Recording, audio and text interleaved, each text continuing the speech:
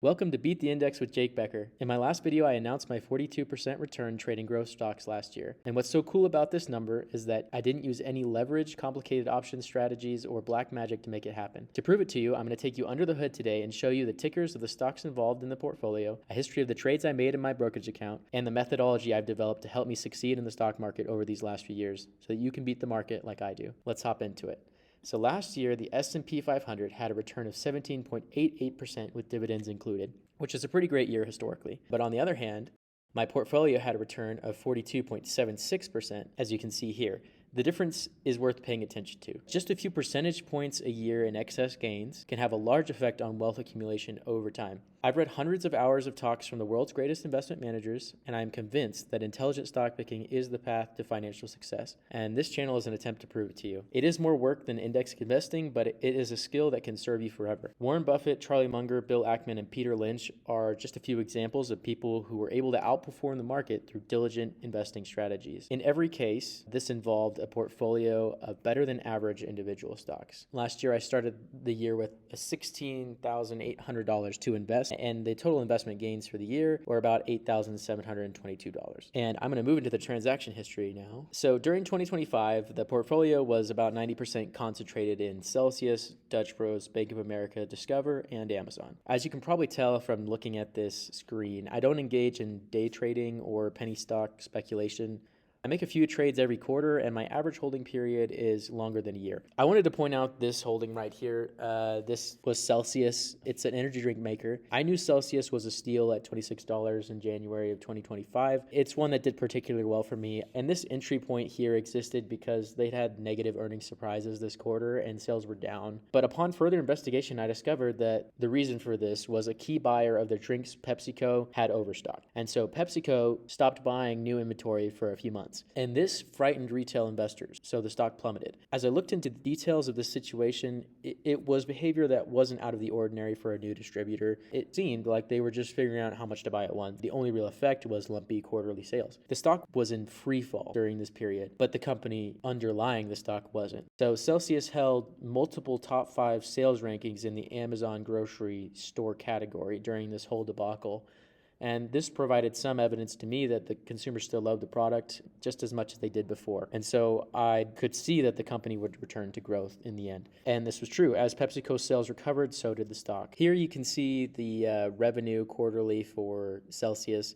You can see how it takes a dip midway through 2024, and that kind of depression continues into early 2025. It recovers pretty promptly midway through the year. They had low debt, which was very essential.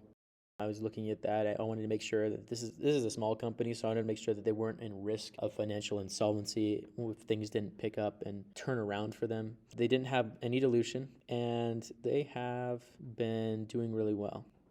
Okay, so Dutch Bros was another winner. Dutch Bros is a company that sells high-margin drinks. So they sell soda, coffee, milkshakes. They're also planning an expansion into food offerings. I was looking at this, and I saw a bargain price. If you've ever been to the Northwest, you may have seen how some fans always want the latest Dutch Bros stickers on their water bottles. Sales and new stores for this company rise pretty much every quarter. The runway for geographic expansion of this chain is very long.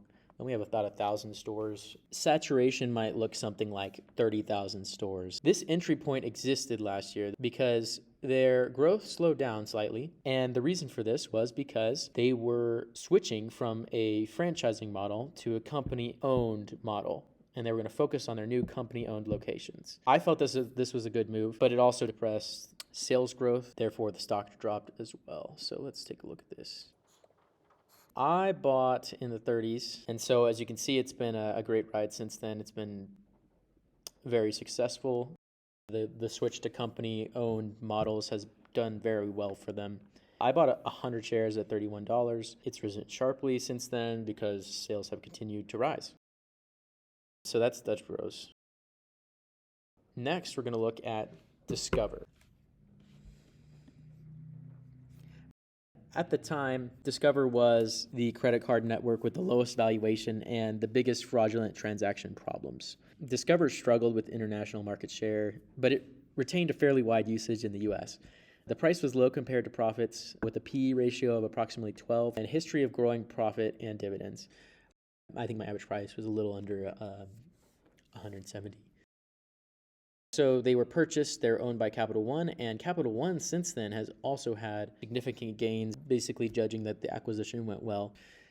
All right, now every investor that's honest is going to show you not only their success, but they will also show you their mistakes. For example, here you can see I entered small positions in Occidental Petroleum. I also entered positions in Lululemon and Novo Nordisk. That were small, but I decided to exit these positions without a profit. That's okay. I was still very pleased with the overall results of my portfolio. I'm proud that I always transacted rationally in every case, and I understood the companies I was buying, even the ones that didn't work out. And if you haven't ever read Chapter 8 of The Intelligent Investor by Ben Graham, I would highly recommend that you do that. What you need to internalize is the message that the market is here to serve you, not to instruct you. And the key isn't always batting 1,000, but it is swinging big when you have conviction. So lastly, I'm just going to show you a little realized gain chart here. It's not 100% matched to the portfolio's performance because it only shows shares that were sold, but I think it's a nice visual. That's basically the long and short of it.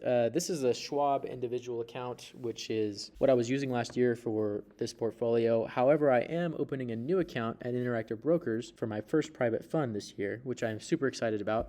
So you may see that become the focus of future videos. So that's a basic overview. It's not anything complicated, but it was an extremely meaningful year. Basic research and rational choices, I would say, were the keys to outperforming the S&P 500. As a side note, I wouldn't recommend following me into any of these investments that you may have seen mentioned here. However, I will be making a video on my top picks for 2026 for anyone getting started building their own portfolio. And I'd like to document my 2026 portfolio results for you in real time on this channel. So if you're interested in seeing if these returns can stand the test of time, then subscribe or you may miss out. Thanks for watching.